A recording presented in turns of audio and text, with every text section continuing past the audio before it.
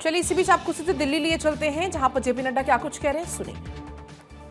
Barrister बनने के बाद वो भौतिक जीवन में बहुत सुखी थे, one of the most successful barrister's थे।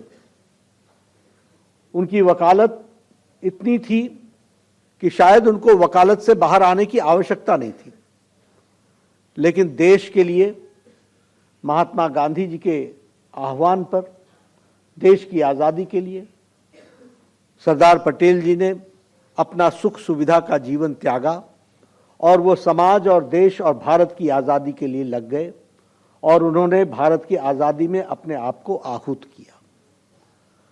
वो अहमदाबाद के म्युनिसिपल कॉरपोरेशन के चेयरमैन भी रहे। उनका एडमिनिस्ट्रेटिव कैपेसिटी, उनकी एडमिनिस्ट्रेटिव सोच, इसके बारे में हम सब लोग जानते हैं।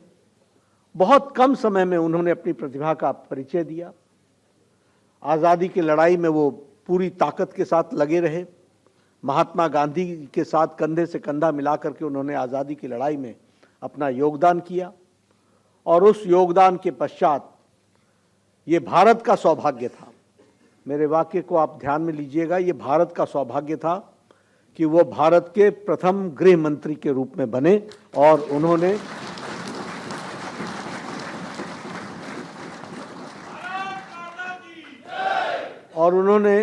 वो काम करके दिखाया जो बेमिसाल है।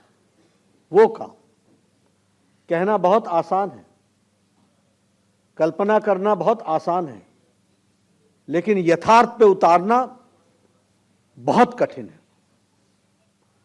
अंग्रेज जाते जाते भारत किस तरीके से छिन-भिन हो, किस तरीके से भारत के टुकड़े टुकड़े हो, किस तरीके से भारत कमजोर देश के रूप में आए, यह मानसिकता लेकर के हमें आजादी मिली थी और यह मानसिकता सोच करके उन्होंने हमें आजादी दी थी।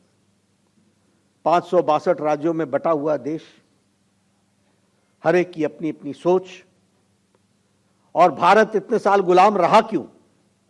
वो गुलाम इसलिए रहा क्योंकि हम बटे थे, और हम बटे थे इसलिए हम गुलाम रहे। और सरदार पटेल जी ने 2 साल के अंदर